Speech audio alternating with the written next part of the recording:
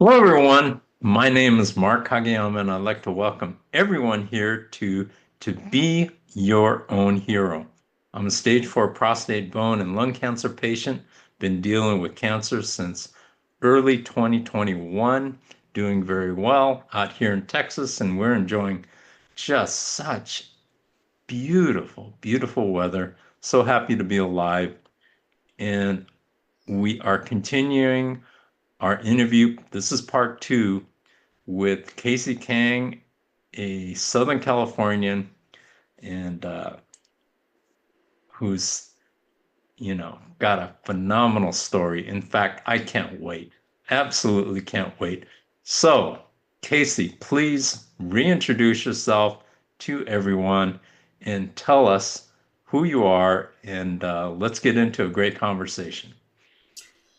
My name is Casey Kang. I am a three-time survivor of acute lymphoblastic leukemia, and I am a trauma-informed cancer coach.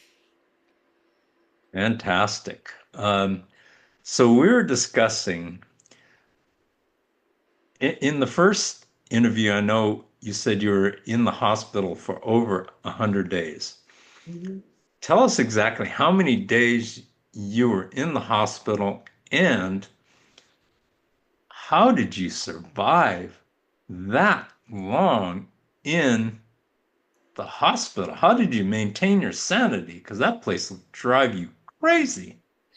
Yes, the lack of sleep alone will drive you insane. I total throughout my journey, I had 168 days total in the hospital, and the longest stint that I had was 68 days.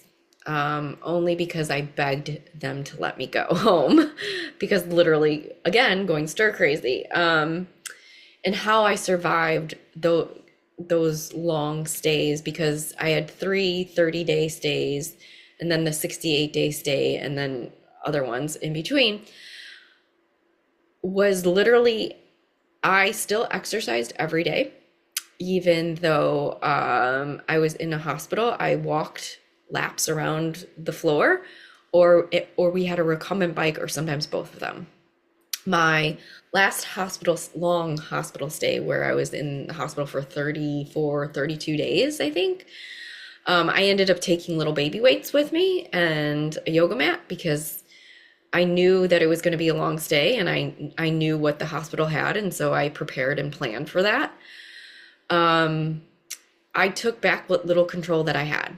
So when doctors do rounds every morning, instead of waiting for them, I just got up and did what I needed to do, and they had to wait for me.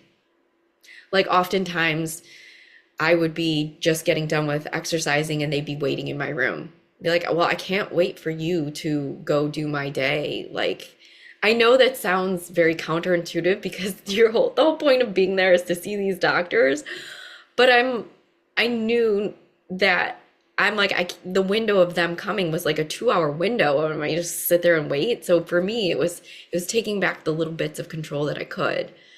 Um, so I did that, and then also it was just I listened to a lot of music. I made sure that I listened to positive things only, that were not mentally going to inhibit the mindset that is necessary.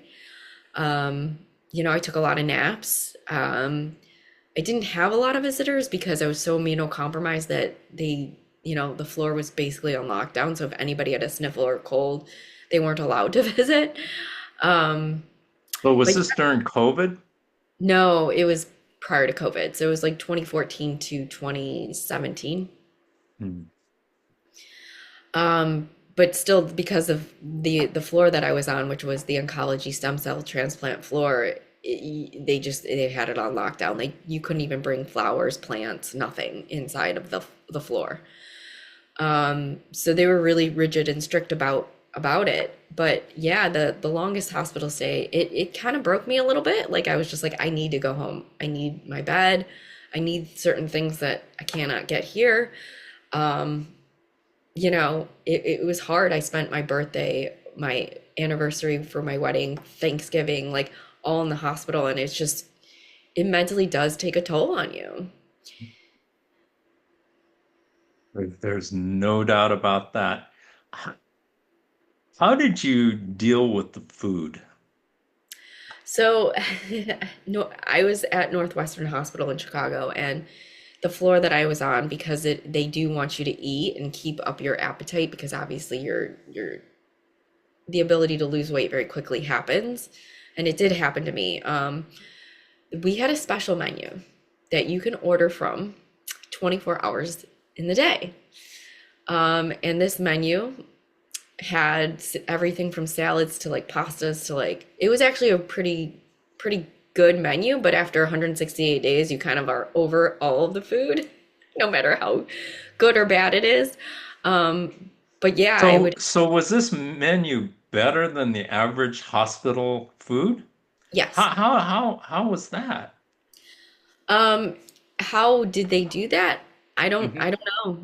It was just something that they were like, this is your menu, you call down and you order your food like you were ordering takeout, and then they bring it up to your floor. Oh, Yeah, I mean, I was very grateful in that fact that I didn't have to eat, because when I was in the ICU, they gave us like what everyone else was getting, and that it was brutal. I was like, I don't. This is an edible food, basically. now I remember when I was in the hospital for only 7 days, and that which is minuscule compared to you. And that was a time when I was a vegan. Mm, I had been a vegan for 10 years, and this was during COVID, and it was interesting because I didn't eat hardly anything that they sent me. And so the chef came into my room and says, what are we going to do with you here? And I said, what do you mean? And they said, you keep sending back everything we're sending, almost everything. I'd eat very little. I'd pick something and I said, because I don't know. I said, I just don't like, I don't eat this kind of food. And so they said, well, what kind of food do you eat? And so I started telling them, and they said, oh, we can do that. We can do that. We can do that. And I said, great, bring it on. But this was like several days into my stay. But if I would have known that from the beginning, which, you have to ask, and it turned out to be, at least tolerable, and so it's similar to where you were at. But go ahead, and because I want to hear more about how you dealt with this unbelievable amount of time. yeah, I mean, filling it's kind of filled with like treatments and things, but there's a lot of downtime. So I would read, even though I didn't really remember a lot of the books that I read. It was a lot of journaling. It was a lot of contemplation about what's happening. And, there were points where I was so physically unwell, where literally you're just trying to manage pain and manage the physicality of everything. There was a point after my stem cell transplant, the last long hospital stay that I had, I was basically having panic attacks every day, to the point where, and so much physical pain, where sitting would hurt, laying hurt, walking hurt, everything, just a degree of pain that I can't even describe, because it just was that the discomfort alone of just being inside of your body was what the pain was. And How how did you deal with that? Because I think a lot of cancer patients have to deal with it, and so many people just say, I've had enough. yeah. And so I completely understand what you're saying. How did you deal with the pain factor? Yeah, so for context, to understand how much pain I was in, I was on they were giving me morphine every day. Wow. I had a continuous drip of Dilaudid. I also had a pain pump where I can, like, every 15 minutes press a button for more pain meds. And they gave me, what was the other thing they gave me? They were giving me I'm totally blanking on the pain med now. It's okay. Let's, you know, Right? Um, whatever it is, it had to be strong if it's in combination with morphine. yeah, the morphine did nothing. Sadly, the Dilaudid really was the helper in that. But even so, like yeah, every 15 minutes, I'd sit there and stare at the clock and just wait to press it because it was just so I was in so much pain. But honestly, it was a matter of like I would tell myself it's gonna pass, it's gonna pass, just it's gonna pass. Like I never I never thought like it wouldn't end at some point, even though it was days before there was any, weeks before there was any actual relief. But I just never let myself think that it wasn't going to end at some point. It was at times intolerable to, like I said, sit, lay, walk. And so I became like at night, it was the worst. I would become this zombie where I was like kind of not really cognizant of what was happening, but I would walk the floors, like shuffle through the floor because I was like, I can't sit, I can't lay, I can't stand, I can't walk, but I'm going to shuffle and try to just power through this. Like, you don't, it looked like a walking zombie holding onto an IV pole because I was so in so much pain, I didn't know what else to do. Um, and that's really where it's your mind really can allow you to just succumb to it or try to find a solution through it. And my brain always works that in that way of solution through it. So what would be your advice to other people going through tremendous amounts of pain? What would you recommend that would be, really viable information that people could use? That your body can endure a lot. It's physically capable of it. It's your mind that you have to get on board. And it's your mind that you have to go that this isn't going to be forever. And even if it is forever, how do we manage this moment of what we feel? Because it could change. And every 15 minutes, it would change for like about 2 minutes for me. But it was that 2 minutes of relief where I'm like, this isn't going to last forever. And it's knowing that like you endure because you know what's on the other side. How were you able to um, maintain sleep with all of this pain? I mean, I'm sure the pain kept you up. Oh yeah, I wasn't sleeping. When I was at those levels of pain, I wasn't sleeping. You just kind of are going through motions and you grab little bites and chunks of sleep where you can and when you can. Especially in the hospital, they're waking you up anyways at all hours of the day and night. And mentally you're up anyways because of what you're doing. Just with the thinking about the physical act of what you're doing, and where you're at. So you don't really ever sleep. I think you just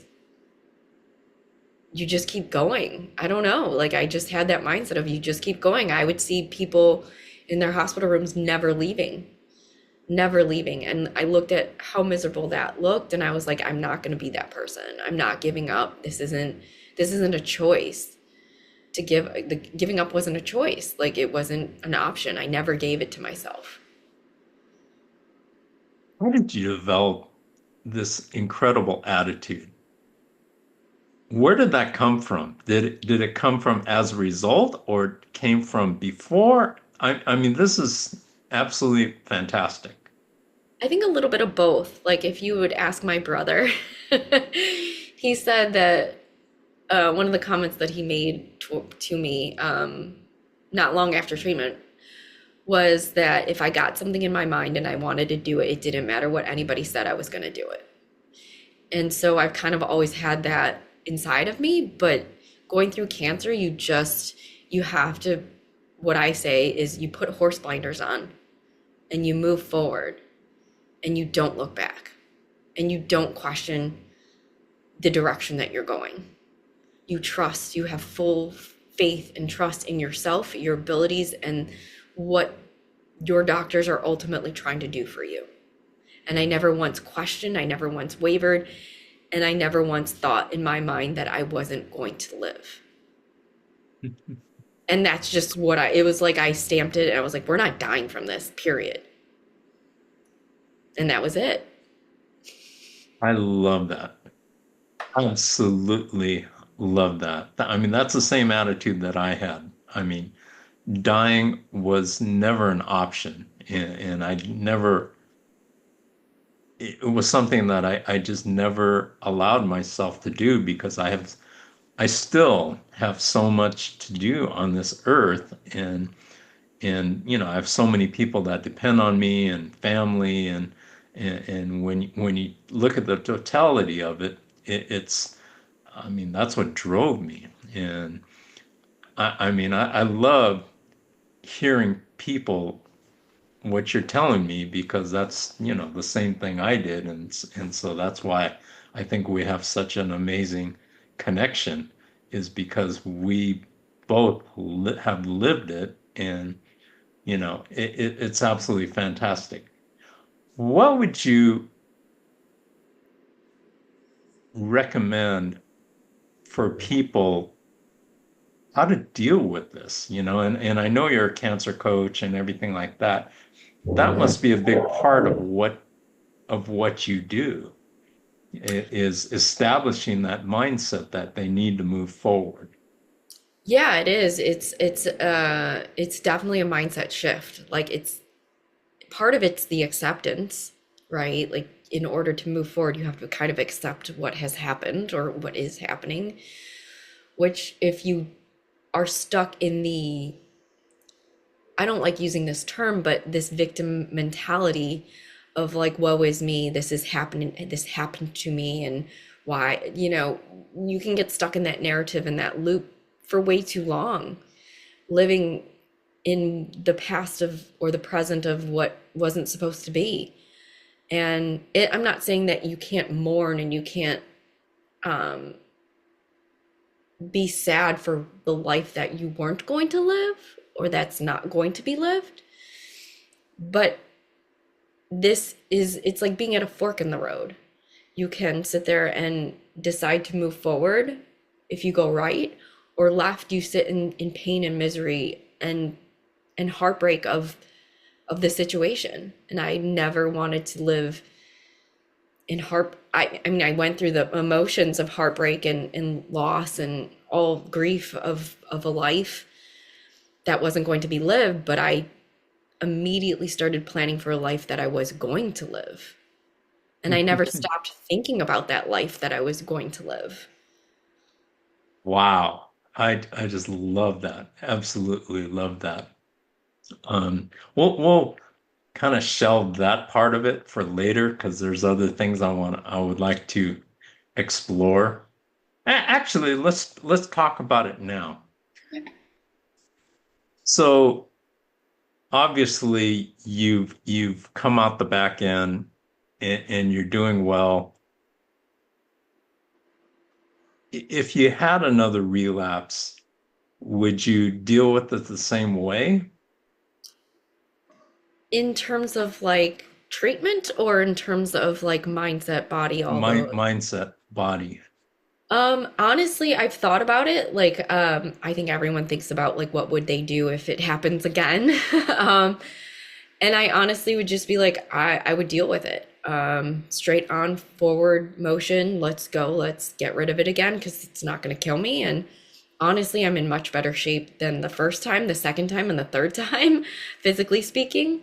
I know my body. I know my body can endure a lot. I know this. So me even knowing that and trusting that this body is going to get me through whatever that could be or couldn't be, I know I'm going to get through it. And you just shift gears and it's just like that. Talk about the time frame of your first relapse, your second, and your third. So I only had 7 weeks of no treatment between my first and my second. Um, the my first diagnosis to my second diagnosis, and then I had about roughly 6 months after my for my third diagnosis. So I never had a huge window of these huge gaps of time of being cancer free. And so that's why when they kept saying your cancer is just really aggressive, um, and I'm glad the only time they put numbers on it were the first time they were like, oh, what we're going to do for you is a 97% cure rate. I'm like, great. So then I fell into the 3%, and then I fell into the less than 1% of people have strokes. Less like, so I never followed the statistics because they don't matter. I never thought of myself as one. Okay.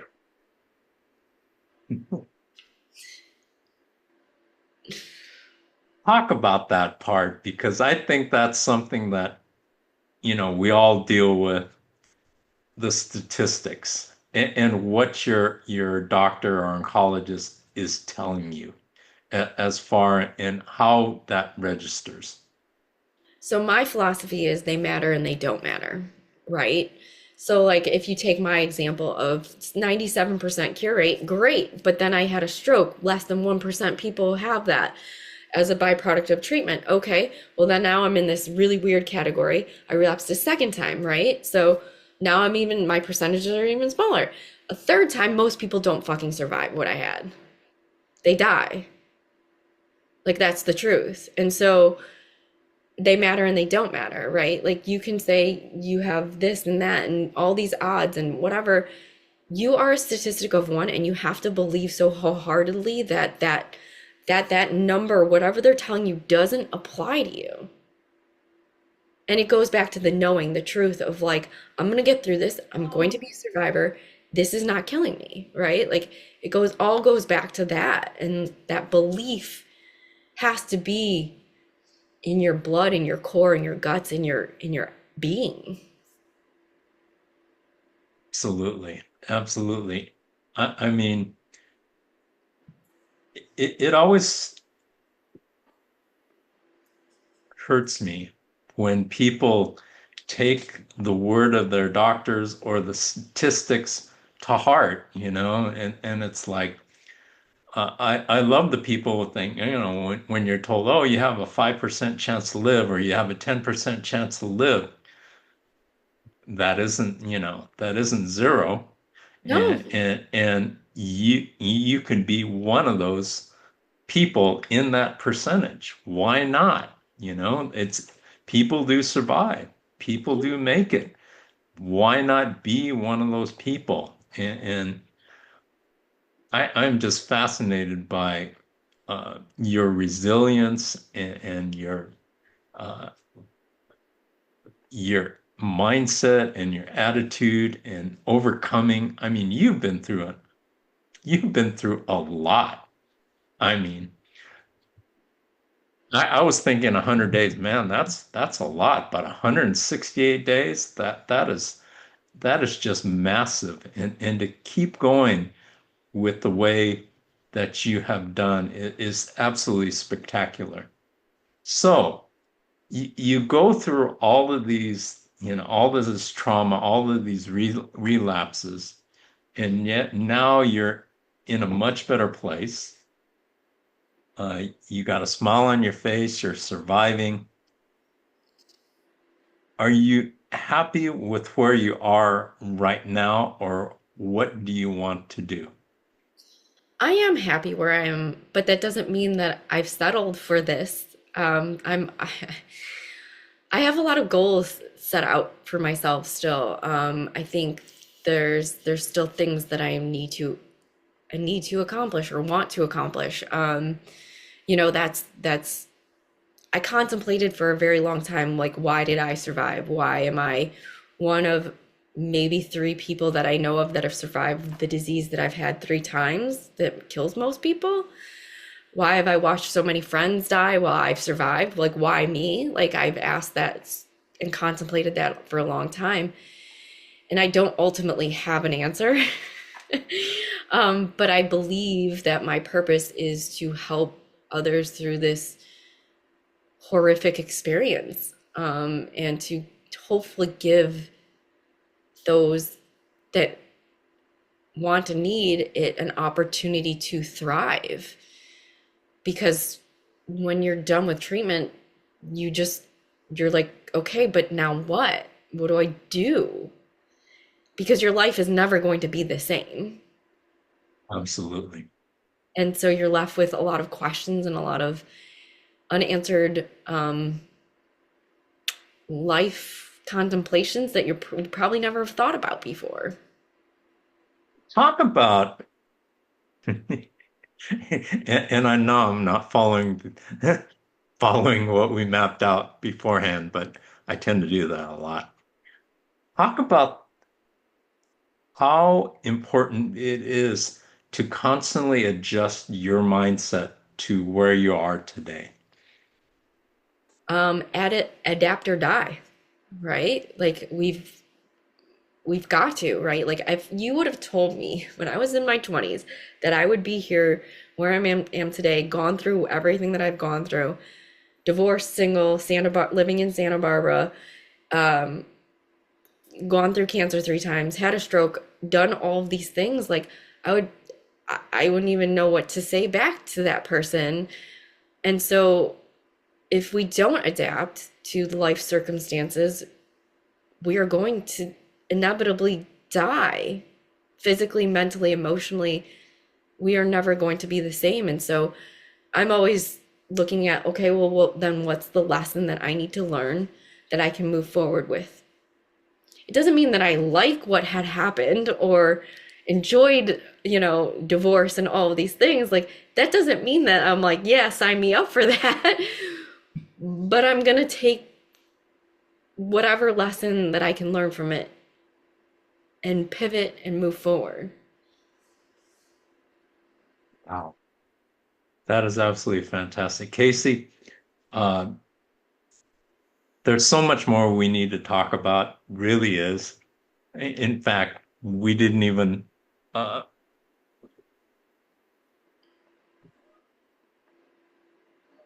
excuse me, my phone went off, but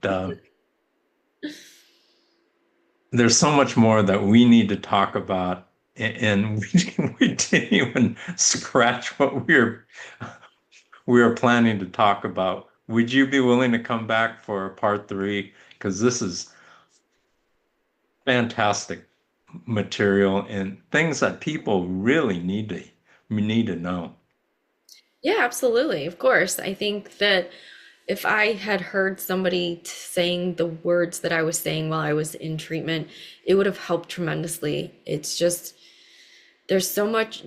Well, back in when I was going through treatment, there were no podcasts, there were no YouTube channels about cancer, there were no Facebook groups, there were nothing. And social media has really helped change that conversation.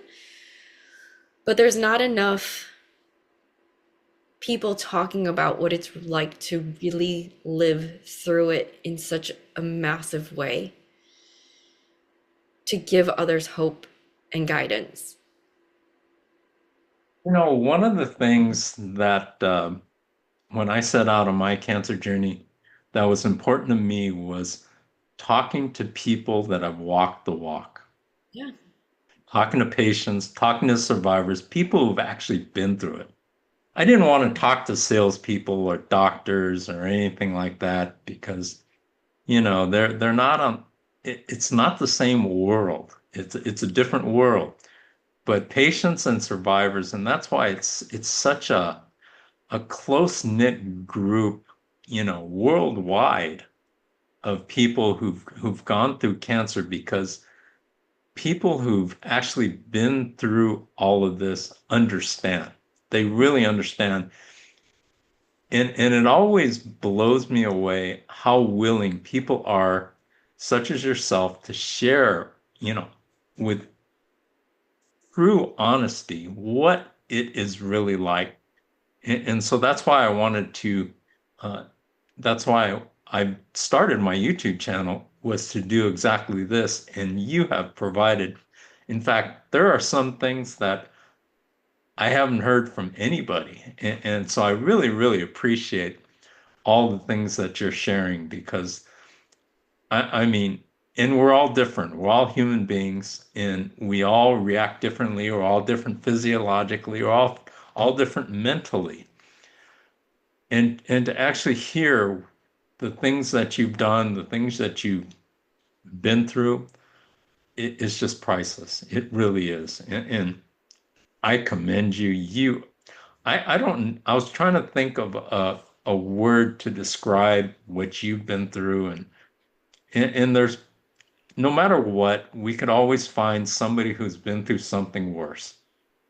There's no doubt about it. I mean, there's always, I just marvel at stories of cancer patients and especially who've been through so much, such as you. And we all have our individual journeys. Mhm. It's just inspiring. It is really enlightening and it's something that the world needs to hear. So thank you for doing the things that you are doing. So my final question for you today is you have a huge heart and you want to help people and everything like that. At what point in time did you develop your desire to give back and to help people? Probably when I had basically after I survived a nervous breakdown. Um, Didn't hear about this either. yeah, so mentally physically I was recovering, but mentally I was not. I was really struggling and there was a point where I would have rather died than survived.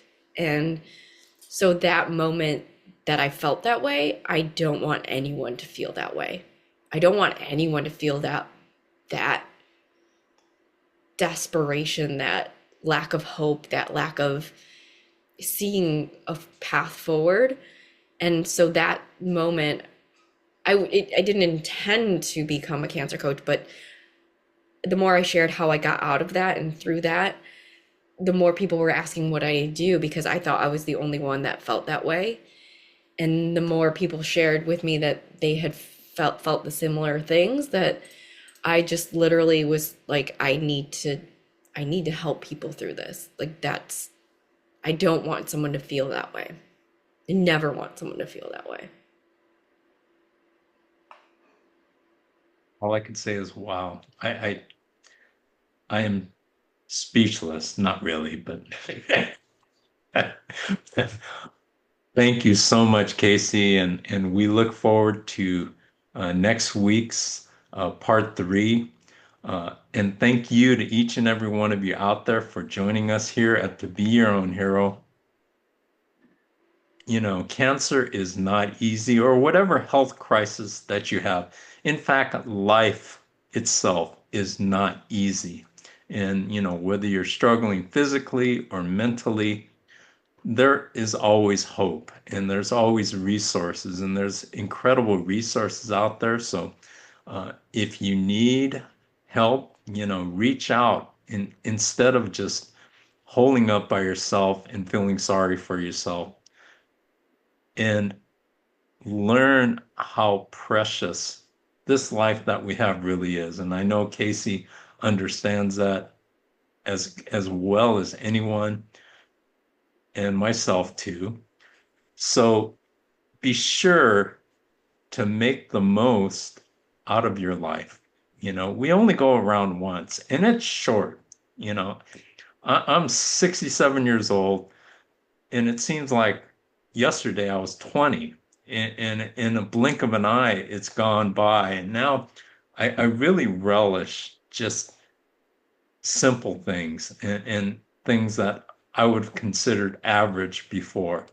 So it is an absolute gift that we have called life and enjoy, even if it means going outside and enjoying the weather, the sky, the trees, the birds, whatever it may be. This life is precious, and make the most out of each and every day, each and every hour, each and every second. And we will see you next week on To Be Your Own Hero. Thank you very much.